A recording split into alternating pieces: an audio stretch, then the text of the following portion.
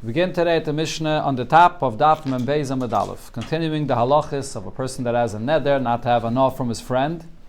And the Mishnah speaks about different things that are allowed and not allowed. Zokt Eilige Mishnah. Hamuder hano mechaveiroi. If there's a neder that you may not have a no from your friend, lifnei shvius, and you made this neder before the year of Shemitah. So, any yored l'teich sadeyo, you're not allowed to enter into his field. We had this already in the beginning of the Perek, where it talks about the fact that if there's a neder not to have a no, you may not even walk into his property, what's called drisas haregel. Ve'ein oichel min hanoitis. And even if you're not walking into his property, he has trees by this property that the branches are sticking out of the property, and you're able to go and grab some fruits and eat from his property, but you're not allowed, because you're not allowed to have a no from him, even without entering into his property. Ubishviyes, in the year of Shemitah itself. Now, we'll see in the Gemara what Ubishviyes means. It's possible that it means if the neder was made in Shemitah, or maybe it means the neder was made before Shemitah, but now Shemitah arrives. The year of Shemitah arrives. And the year of Shemitah, all the trees in this person's property are all hefker. Right? So Ubishviyes, you're not allowed, you're still not allowed to go into his field. And the Gemara will explain why not. Even though l'chayr it's hefker, it's a year of Shemitah, and everyone's allowed to come and eat from the fruits of the field, but you're not allowed to go into his field. But you're allowed to eat from the trees, from the branches that are coming out of the property, and without walking into the field, you're able to go and take from those fruits, because the fruits are hefker. If the neder was not for hana, that you're not going to have any hana, any derive any benefit from this individual, but rather the neder was food, not to eat from him, or maybe any hana that's related to food. Lifnei shvius, and the neder was made before Shemitah. So yored l'teich sadeyo, you're allowed to enter into his field. As we had this before, if it's a case that it's just hana related to food, so then the drisas haregel, walking into the person's property, is allowed. But ve'ein oichel min hapeiros, you're not allowed to eat from the fruits. That's your neder, not to eat. Or b'shvius yored vaychel, but in Shemitah you're allowed to walk into his property even before. So over here you can walk into his property and eat because it's Shemitah. And the fruits that you're eating are not his. They become hefker, so you can eat from it. So here the Gemara will bring a machlekes Amirayim how to learn the pshat in the Mishnah, or so it seems that it's okay. We'll see. The Gemara will explain. Rav Shmuel zok the Gemara. Rav Ushmuel the Amri Tarvayu. So Rav and Shmuel both said that nechasim elu alecha lifnei shvius. When a person says that these possessions should be asa to you, and he made this neder and before Shemitah, or rather, let's read the Gemara. Nechasim elu alecha. He said these possessions should be asa to you. So lifnei shvius, before Shemitah, ein yored l'teich sadeyo. He's not allowed to enter into his property, like it said in our Mishnah. Ve'ein oichel min hanoitis, and he's also not allowed to eat from the fruits that are hanging outside of the property. Says Rav and Shmuel, and that's afal pi shehigia shvius. Even after Shemitah arrived, and now during Shemitah these fruits become hefker, but nevertheless the neder that he made to ask his friend from these fruits remain in effect. However, if the neder that he made that his friend may not have enough from his possessions, or these possessions, is made in Shemitah itself, so then we say ein yored l'teich sadeyu. He's still not allowed to enter into his property. For that, the neder takes effect. But from the fruits that are hanging outside of the property, he is allowed to eat from those fruits, because those fruits are hefker. So since they're hefker, the neder regarding the fruits never took effect in the first place. So what do you see over here in Rav and Shmuel's opinion? That in the pshat in the Mishnah, when the Mishnah said ubishvius eni yored l'teich sadeyu, in the third line over here from the Gemara, and the Mishnah, ubishvius means that he made the neder in Shemitah. Only then does the Mishnah say that the neder does not take effect regarding the fruits. But if he made the neder before Shemitah and Shemitah arrives, then the neder remains in effect. That's how you read the Mishnah according to Rav and Shmuel. However, Rav Yechon and Reish Lakish both said, nechasai alecha. If a person says that my nechasim should be asa to you, lifnei shvius, so if it's before Shemitah, ein yored l'teich sadeyu. So then, you're not allowed to go into the property, ve'ein oichel min hanoitis, you're not allowed to eat from any of the fruits. Higia Shvius, but once Shemitah arrives, you're still not allowed to enter into his property. But you're allowed to eat those fruits that are hanging outside the property, because Rabbi Yechon and Reish Lakish both say that once Shemitah arrives, the neder that you made before Shemitah does not remain in effect when Shemitah comes, because now it's hefker. And once it's hefker, so the neder is not in effect anymore. So what's the pshat in the Mishnah according to Rabbi Yechon and Reish Lakish? When it said in the Mishnah, "Ubishvius eni yered l'toich sadeyu," the Mishnah is not saying if he made the neder in Shemitah. Rather, what the Mishnah is saying is the same neder we spoke about before, that the person made before Shemitah. When Shemitah arrives, that neder is not in effect anymore, and therefore you'll be allowed to eat from the fruits.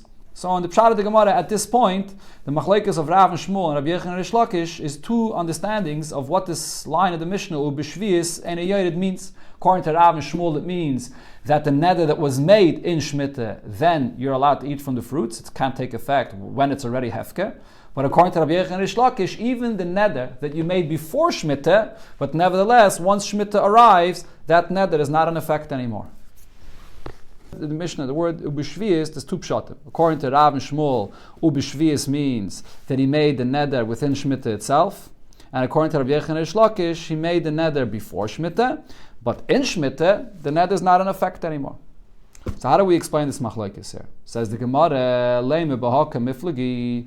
Shall we say that the machlokes over here between Rav and Shmuel and Rabbi Yechon and Reish Lakish is as follows?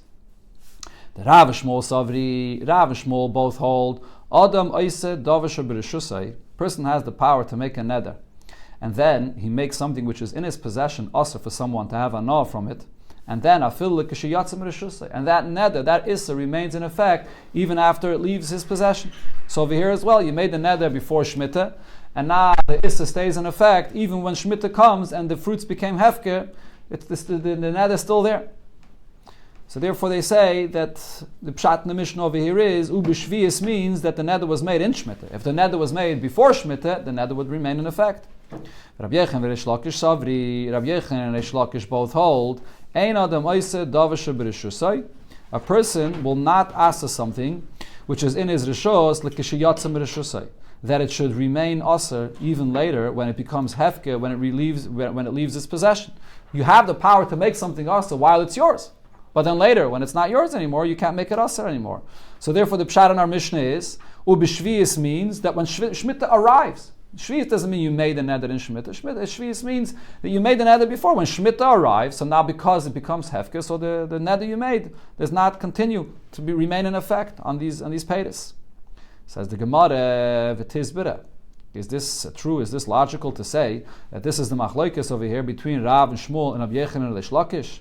Mi ikkelam da'amar. Is there an opinion that says ein adam ma'aseh davar shebereshusai l'kishiyatsim reshusai? Is there an opinion that says that when you aser something that you own today, that it will not remain aser even after it leaves your possession? Could that be? And the Gemara now will point out something in the actual words of what Rav and Shmuel said and what Rabbi Yechon and Reish Lakish said. If you notice, if you look back in the lashon of Rav and Shmuel, the expression that Rav and Shmuel said, that this person said in his neder is nechasim elu alecha, that these possessions will be aser on you. So it doesn't say nechasai, it says nechasim, these possessions. Look in the words of Rabbi Yechon and Reish Lakish. They both said nechasai alecha. It's my possessions that are aser to you. Right, so it's a different expression. So the Gemara asks, why are Rabbi Yechon and Reish Lakish changing the lashon of the neder that this person said when they came to explain over here the pshat in our Mishnah? In Cain, if you're going to say that according to Rabbi Yechon and Reish Lakish, regardless of the lashon that the person says, you only have the power to make something aser while it's in your reshus, but once it leaves your possession, that issa does not remain in effect. So in Cain, nifloig b'nechasam elu. So Rabbi Yechon and Reish Lakish should be arguing with Rav and Shmuel, even with the same expression, even if you just say nechasim elu, these possessions, not saying my possessions, even just saying these possessions, it doesn't matter. It shouldn't take effect once it leaves your possession, once it becomes hefker. The kol shekaim b'nechasai, and most definitely if you said nechasai, mine, which means that it's only going to be aser when it's mine. Why are Rabbi Yechon and Reish Lakish saying their shitta that when Shemitah arrives, that it will not be aser anymore, specifically when they use the term nechasai? Why didn't he say this neder when it says why are they Again, why didn't they say it when it says nechasim? Why did they say specifically nechasai? So that shows that the machlokes is not whether you can have a neder take effect now and it continues later.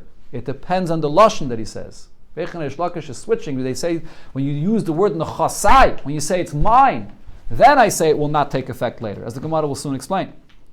So another question is the Gemara brings, even if we wouldn't see the difference in the lashon of Rav and Shmuel and Rabbi Yechon Reish Lakish, but we have a clear Mishnah about this. Hatnan, we have a Mishnah that says the Adam Oiseh Davish B'Reshusay L'Kishay Yitzim B'Reshusay. Person has the power to make a neder and ask something on his friend, and that neder takes effect even after it leaves his possession. Ditnan, because there's a Mishnah that says a person that says to his son, Kainam sha'atanenali, I make a neder that you may not have any anor from me. So meis, if this person dies, yirashenu, then he could yashin from his father, because the neder is only when he's alive. He says, you're not allowed to have anor from me. But if the father's not alive anymore, so that's not the father's possessions anymore. But if the father spells out and says, b'chayov or b'maisa, he says that I'm making the neder that you may not have anor from me in my lifetime and after I pass away. So in meis, if the father passes away, lo yirashenu, he cannot yashin his father. So the Ran explains what that means is, Lo Yerushenah does not mean that it will not become his inheritance. It becomes his inheritance because he is the son and he inherits this. But he can't have enough from it. He's going to inherit it, but he won't be able to use it because the neder will still remain in effect. Adarabah, that's the whole chiddush, that even though you're now the inheritor and it becomes yours, but you still can't have enough from it. So you clearly see over here that when a person makes a neder, the neder that he makes while the father is alive takes effect even after he passes away, and it leaves his possession. So why don't we say the same thing over here regarding a person that makes a neder on his property before Shemitah, that it should take effect even after Shemitah comes, and it's hefker?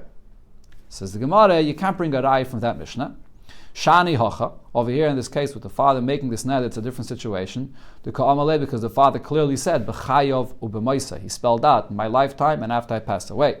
So maybe only in such a case where you say the lifetime and after I pass away, does the neder take effect even after he passes away.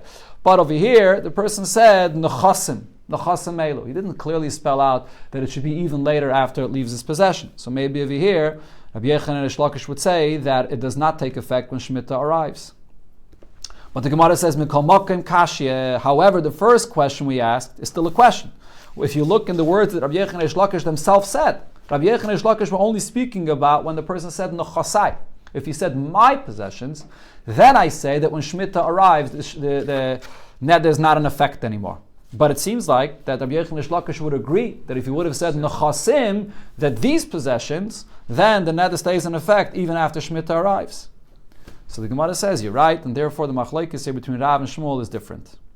Kulal malay pligi, that, sorry, I missed a few words. Ella b'nechasim elu kulal malay pligi. If the person says nechasim elu, that it's these possessions, so nobody will argue about this. Everybody will agree that it remains in effect even once Shemitah comes. Ki pligi b'nechasai. The argument is, if the language of his neder was, he says, my possessions should be also to you. Rav and Shmuel savri, so Rav and Shmuel both say, lo yishna nechasim elu, lo yishna nechasai. There's no difference if the person said nechasam elu, these possessions, or the person said my possessions.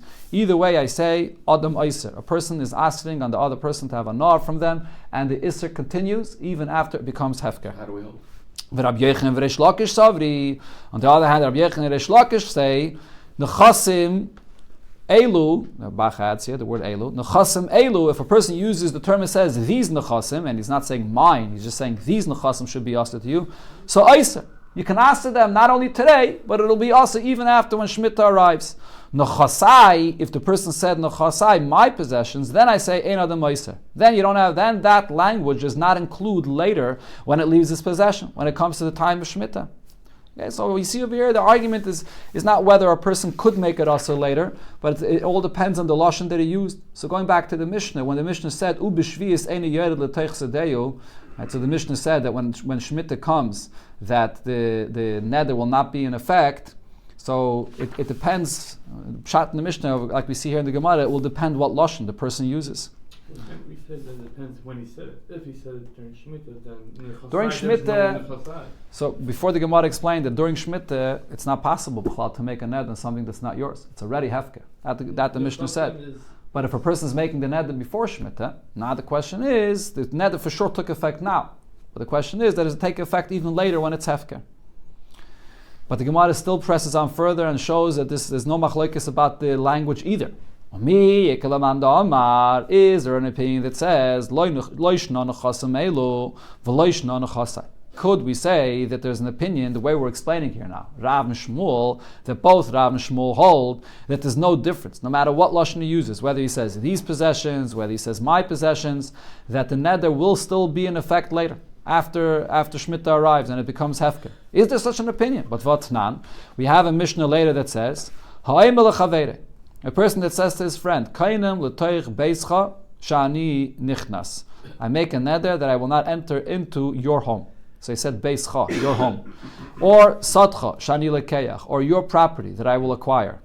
So meis, if this person passes away, oishem machrei la'acher, or this person sold his house or his property to someone else, mutter. So now you're allowed, because the language of your neder was, I won't enter into your home or into your property, I won't buy.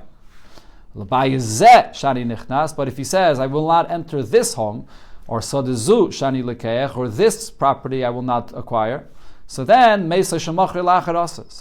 if this person dies or sells it to someone else, you still lost it, because you didn't say his, you said this house. So you see here clearly in the language of the neder, it matters if you're just saying this house or you're saying your house. So the same thing over here, if you're asking on someone else your property or your possessions, it definitely makes a difference if you're saying my possessions. So then the neder only takes place while it's yours, or if you say these possessions, and then it remains in effect even later as well. It's a clear Mishnah. So how could Rav and Shmuel argue with this? Elo, so the Gemara concludes, Ki Amri Rabbi Yechanan v'Reish Lakish b'nechasai. When Rabbi Yechanan and Reish Lakish say that the neder does not continue after Shemitah arrives, because now it's hefker, that's because he said nechasai, because he said my possessions. And it's not mine once Shemitah arrives. Rav Shmuel b'nechasim elu, and Rav Shmuel that said that when Shemitah arrives that it remains in effect, that's because he used the term nechasim elu, these nechasim v'loi pligi, and there's no machlokes here between Rav Shmuel and Rabbi Yechanan and Reish Lakish. It just depends on the lashon that you say whether it remains in effect during Shemitah or not. What did it say in the Mishnah? Ubishviis ein yair l'teich sadei yuchulu, that in Shemitah, since the neder still remains in effect. Here, as the Gemara just concluded, that would mean if he said nechasim elu, so then the neder still remains in effect. So you may not go into the person's property, but you're allowed to pick from the fruits that are hanging outside of his property. What's the difference? Why you're allowed to eat from those fruits that are hanging out of the property? The peirid, the hefker, inun, because the peiris are hefker. Aranami afkara, but if so, the property itself is also hefker. Why is the property itself also hefker? Because that's what the Torah says. When Shemitah comes, that you're allowed to enter into the property to go and pick those fruits. That's part of the hefker of the Shemitah. The hefker is not only that the fruits itself are allowed for you to pick, but the hefker is also that you're allowed to enter into the property to pick these fruits. Some of the Mefarshim actually are greatest over here in the Gemara when it says Aranami afkara. They add afkara rachmana. The Eibishter was mafka the property. So you're allowed to enter the property as well. So why does it say in the Mishnah that you can't go in? Amarule, so Ula says, Ba'aimdin ilanes ala gvulim. Over here, what the Mishnah is speaking about is, you have these trees that are in the border of the property. Which means, when does the Torah allow you to enter into someone's property? If you're entering into the property for the purpose to go and take fruits. But over here, since the tree is on the border of the property, and you're able to take the fruits without entering into the property, so over here the Torah doesn't allow you to enter. You can take those fruits while you stand outside. If you're entering into the property, you're not going in for the purpose of taking fruits, because the fruits are hanging outside the property. So therefore over here you're not allowed to go in. So what was the chiddush of the Mishnah? I mean, it's obvious you're not allowed to go in. Why? If the person's going if he's not taking fruits. So the Mefarshim say, because you may have thought that in such a kind of situation, maybe there's excited that he shouldn't be taking any fruits at all, because if he's going to take the fruits here, he may enter into the property as well. So the Mishnah is saying that what's hanging outside the property, you're allowed to take. And we're not concerned that he's going to end up walking inside the property. That's one shot. Rab Shimon ben Yakim says, we're afraid that if you allow the person to enter into the property and to take fruits, so then he might stay there longer than he's supposed to.